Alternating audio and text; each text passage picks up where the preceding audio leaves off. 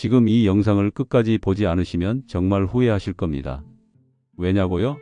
여러분이 매일 무심코 하는 습관들이 여러분의 생명을 서서히 갉아먹고 있기 때문입니다. 저는 지난 40년이 넘는 세월 동안 수많은 환자를 만나왔습니다. 그중 70, 80대 어르신도 참 많았지요. 그분들 중 일부는 건강을 금방 잃어 10년, 20년 일찍 돌아가셨고 일부는 90세가 넘어서도 정정하게 사시는 걸 봤습니다. 두 그룹의 가장 큰 차이를 꼽으라면 바로 매일 무심코 하는 습관이었습니다. 만병의 근원은 바로 최악의 습관 5가지에 있습니다. 하루 5분 투자해서 장수하는 방법 지금부터 여러분께 알려드리겠습니다. 안녕하세요. 저는 올해로 83세가 된 현역 의사 허준입니다. 오늘도 새벽 6시 어김없이 눈이 떠졌습니다. 습관처럼 갈증을 느껴서 미지근한 물 한 컵을 마시고 밖으로 나가 약 30분 정도 천천히 산책을 했지요. 제가 이렇게 매일같이 일상을 활기차게 시작하는 걸 보고 많은 분들이 이렇게 물어보십니다. 선생님, 도대체 어떻게 이 나이에 아직도 아침 산책을 하고 이렇게 건강하신가요? 그럴 때마다 저는 솔직하게 말씀드립니다. 사실 저도 70대까지만 해도 무릎 통증이 심해 지팡이를 짚고 다녔습니다. 약도 챙겨 먹었지만 몸은 계속 여기저기서 신호를 보냈죠. 그러나 제가 발견한 숨은 습관들을 고치고부터 인생이 바뀌었다고 할까요? 저는 지난 40년이 넘는 세월 동안 수많은 환자를 만나왔습니다. 그중 70, 80대 어르신도 참 많았지요. 그분들 중 일부는 건강을 금방 잃어 10년, 20년 일찍 돌아가셨고 일부는 90세가 넘어서도 정정하게 사시는 걸 봤습니다. 두 그룹의 가장 큰 차이를 꼽으라면 바로 매일 무심코 하는 습관이었습니다. 지금부터 제가 드리는 이야기는 단지 학술적인 지식을 나열하는 게 아닙니다. 약 40년간의 임상 경험, 제 자신이 겪었던 70대의 무릎 통증과 체력 저하, 그리고 이후의 극적인 변화, 이 모든 것을 담은 현장의 생생한 깨달음입니다. 여러분이 현재 70대이건 80대이건 저는 확신합니다. 이 5가지 습관만 고쳐도 10년은 건강수명을 늘릴 수 있습니다. 그러나 그대로 방치하면 정말 안타깝게도 10년을 일찍 떠나게 될 확률이 높아지는 걸 너무나도 많이 봐왔습니다. 혹시라도 에이, 나이 드니까 어쩔 수 없지 하고 체념하셨다면 절대 그러지 마시길 바랍니다. 나이는 숫자에 불과하다는 말이 어딘가에선 과장처럼 들리겠지만 정말입니다. 저도 70세 때는 더 늦기 전에 휠체어를 사둬야 하나 하고 고민했어요. 그런데 지금은 83세인 지금도 매일 1시간씩 산책하고 손주들과 여행을 다니거든요. 이제부터 제가 발견한 여러분의 생명을 서서히 갉아먹는 최악의 습관 5가지 이야기를 하려 합니다. 끝까지 들어보시면 내일부터 달라질 수 있는 간단한 팁도 함께 드릴게요. 나이가 들면 여러 번의 검진과 병원을 오가기 마련입니다. 그런데 의사인 저조차도 70대 중반에는 잘 알지 못했던 사실이 있었습니다.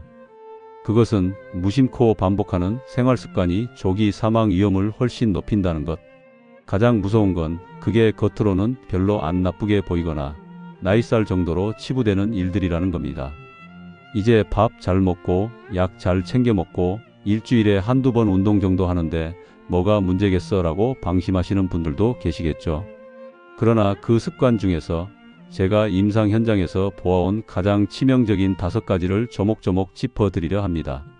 하루 대부분 앉아서 지내는 습관, 근육 감소를 방치하는 습관, 물을 충분히 마시지 않는 습관, 사람들과의 교류를 줄이는 습관, 새로운 것을 배우지 않는 습관. 이 5가지 중 하나라도 해당된다면 지금 시점에서 반드시 고쳐야 합니다.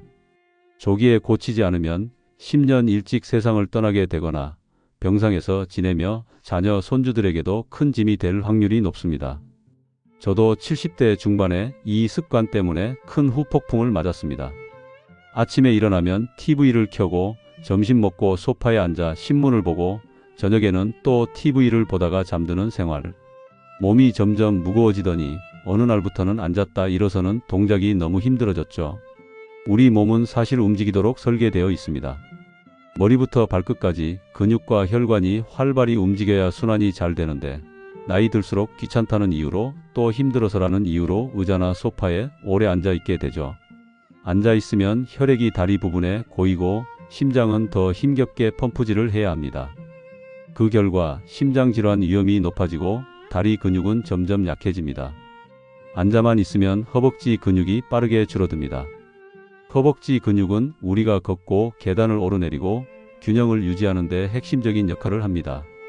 이 근육이 약해지면 약간만 균형을 잃어도 넘어질 수 있습니다. 70대 이상 어르신이 낙상을 하면 심각한 골절로 이어질 위험이 큽니다. 병원 침대에 몇 달씩 누워 있으면 근육은 더 빠르게 줄고 다시 걷기 힘들어집니다. 정말 악순환이죠. 특히 식사 직후 바로 소파에 앉아 TV를 보는 습관이 가장 해롭습니다. 먹은 음식이 소화가 되려면 가벼운 활동을 해줘야 혈당이 서서히 내려가는데 앉아만 있으면 혈당이 높게 유지됩니다. 이 상태가 누적되면 당뇨병에 가까워질 수 있습니다. 해결책은 다음과 같습니다. 1. 30분에서 1시간마다 한 번씩 일어나기. 알람을 맞춰 놓거나 시간을 의식적으로 확인하세요. 물 한 잔을 마시거나 화장실을 다녀오거나 그냥 방 안을 한 바퀴 도는 것으로도 좋습니다. 2. 식사 후 10분 가벼운 움직임. TV 보는 대신 설거지를 하거나 가벼운 스트레칭을 해보세요. 의외로 이 작은 차이가 혈당 조절에 큰 도움을 줍니다. 3. 30분 걷기를 목표로. 한 번에 30분이 힘들다면 10분씩 3번 나눠도 됩니다. 3번 나누더라도 꾸준히 하면 혈액순환과 근육 유지에 훨씬 좋습니다. 많은 분들이 70대가 넘으면 이젠 살도 빠지고 근육 좀 줄어드는 게 당연하지라고 생각하며 방치합니다. 그러나 그 결과는 아주 심각합니다. 근육은 단순한 힘의 문제가 아닙니다. 근육이 뼈와 인대를 잡아주고 보호하기 때문에 근육이 줄면 뼈가 부담을 더 지게 됩니다. 그 결과 골다공증이 있는 상태에서 낙상을 하면 쉽게 골절이 일어나고 회복이 매우 어렵지요. 근육은 혈당을 소비하고 몸에 들어온 영양분을 적절히 태우는 데 중요합니다. 근육량이 줄면 당뇨 위험이 증가합니다. 또 면역력에도 영향을 미쳐서 감기나 폐렴 같은 질환에 취약해집니다. 복부 근육이 약해지면 허리 디스크와 척추가 그대로 충격을 받습니다. 허리 통증이 심해지면 다시 움직이기 싫어져 근육이 더 줄고 악순환이죠. 다치지 않으려면 이렇게 해야 합니다. 1. 앉았다 일어서기 운동. 하루에 10번씩 아침, 점심, 저녁으로 나눠 의자에서 천천히 앉았다 일어서기를 해보세요. 허벅지 근육을 유지하는 데 매우 효과적입니다. 2. 벽 짚고 발 뒤꿈치 들기. 벽에 손을 대고 발 뒤꿈치를 들었다가 천천히 내려놓는 동작을 10회 정도 반복하세요. 종아리와 발목 근육을 강화하는 데 좋습니다. 3. 근력 운동과 걷기 병행. 걷기는 전신 근육을 촉진시키는 대표적 운동입니다. 여기에 5분 정도의 간단한 근력 운동을 병행하면 최상입니다. 의사로서 진료를 하면서 특히 노년층이 물 섭취를 소홀히 하는 걸 많이 봤습니다. 목도 안 마른데 굳이 물을 많이 마실 필요 있나? 물 마시면 화장실에 자주 가야 해서 귀찮다. 이렇게 생각하실 수 있지만 수분 부족은 노화를 가속하고 건강을 크게 악화시킵니다. 물을 안 마시다 보면 피부가 건조해집니다. 화장품을 아무리 발라도 내부에서부터 수분이 공급되지 않으니 주름이 많아지고 탄력이 떨어집니다. 게다가 혈액이 농축되어 심장이 더 힘껏 펌프질해야 하고 혈압이 오를 위험이 커집니다. 신장은 물이 충분해야 노폐물을 걸러내고 소변으로 배출합니다. 물이 부족하면 신장의 부담이 가중되고 신장 결석이나 심부전 위험이 높아집니다. 변비가 심해지기도 쉽지요. 소변색이 진한 노란색, 심지어 갈색빛이 돈다면 이미 탈수 상태일 가능성이 큽니다.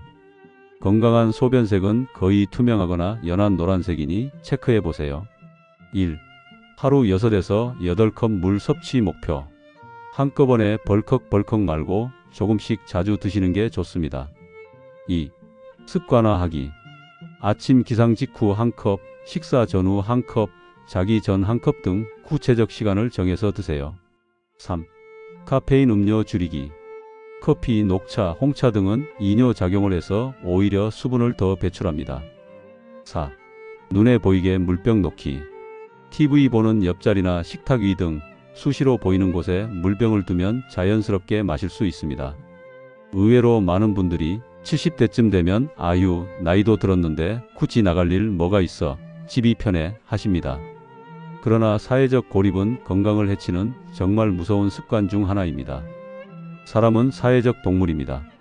가족, 친구, 이웃과 교류하며 행복감을 느끼고 정신적 안정을 얻습니다. 반대로 집에만 틀어박혀 있으면 우울증, 무기력증에 빠지기 쉬워집니다. 누군가와 함께 식사하면 식욕도 좋아지고 다양한 반찬도 먹어보게 됩니다. 그런데 혼자 계속 먹으면 귀찮아서 대충 밥을 때우거나 식욕이 뚝 떨어져서 영양이 결핍되기 쉽습니다. 다른 사람과 대화하며 뇌가 활발히 돌아갑니다. 반면에 고립된 생활을 하면 뇌 자극이 줄어 치매, 발병 위험이 높아지는 연구 결과도 있습니다. 1. 하루에 한 번 이상 가족, 친구와 통화 또는 대화. 직접 만나기가 어렵다면 전화라도 좋습니다. 낯설더라도 작은 소통이 중요해요. 2. 취미나 모임 참여. 동네 문화센터, 평생교육원, 복지관 등 다양한 프로그램이 있습니다. 비슷한 관심사를 가진 사람과 교류하세요. 3. 정기적인 만남 습관화.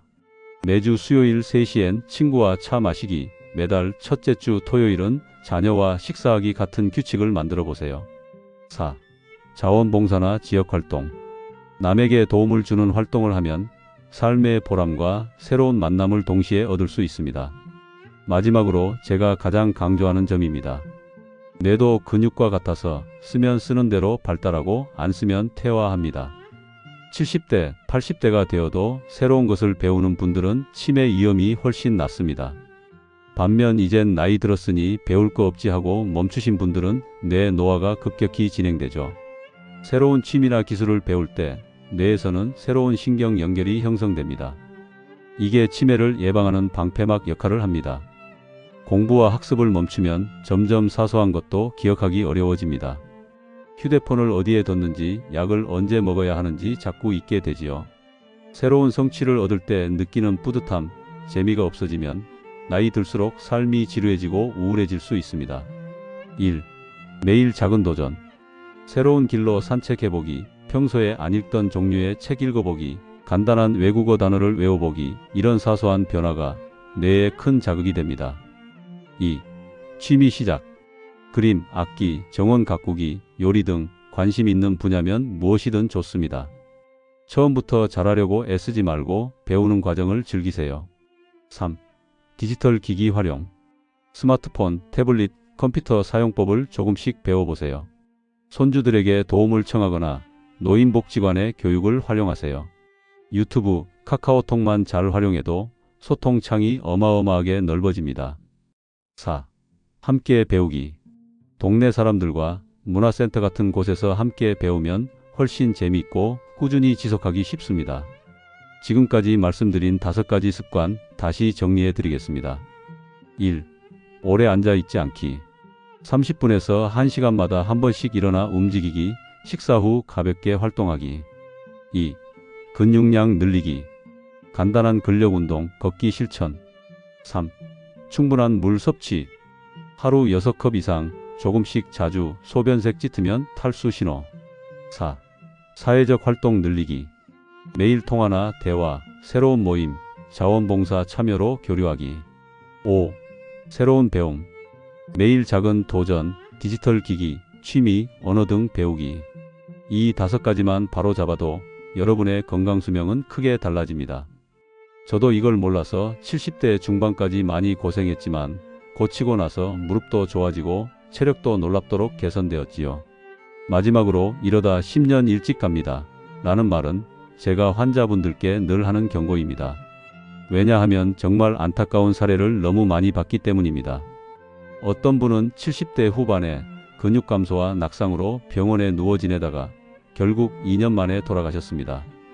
또 어떤 분은 물을 전혀 드시지 않아 신장이 급격히 나빠져 집에서 편히 살 날이 거의 없었습니다.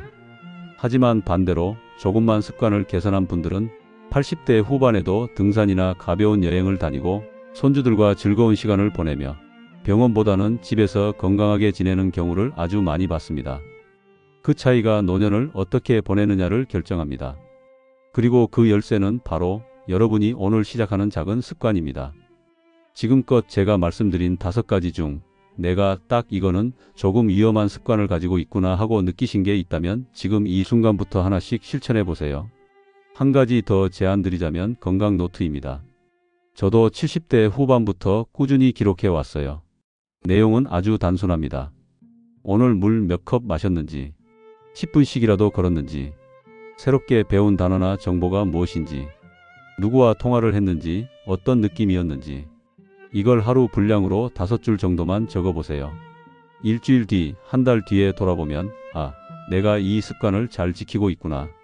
또는 아직 부족하구나. 하고 스스로 점검하기가 정말 쉽습니다. 정말 이 5가지가 내 몸을 갉아먹고 있었나? 하고 놀라셨을 수도 있습니다. 하지만 염려 말고 지금부터라도 고치면 됩니다. 저 역시 75세 때 지팡이를 짚으면서도 83세 지금은 훨씬 건강해졌으니까요. 하루 종일 앉아있는 대신 자주 일어나서 근육을 써주세요. 물을 충분히 마셔 혈액순환과 노폐물 배출을 원활히 하세요. 친구, 가족, 이웃과 교류를 늘려 정신적 사회적 건강을 지키세요. 새로운 것을 배우며 뇌를 계속 활성화하세요. 마지막으로 좋아요와 구독을 눌러주시면 제가 다음에 더 알찬 건강 비결로 찾아왔을 때 놓치지 않고 받아보실 수 있습니다. 이 정보가 부모님, 주변 분들께도 필요하다 싶으시면 꼭 공유해 주세요. 작은 습관이 하루하루 쌓여 건강한 노년을 만들어갑니다. 날마다 조금씩 그러나 꾸준히. 이게 제가 83세가 된 지금 부쩍 깨닫게 된 진리입니다. 부디 오늘 이야기가 여러분이나 주변 분들께 조금이나마 희망이자 계기가 되길 바랍니다. 우리의 70대, 80대, 90대의 삶을 더 풍성하게, 건강하게 가꾸어 가길 응원하겠습니다. 고맙습니다. 건강하고 오래 사는 즐거운 인생, 우리 함께 만들어 나가요.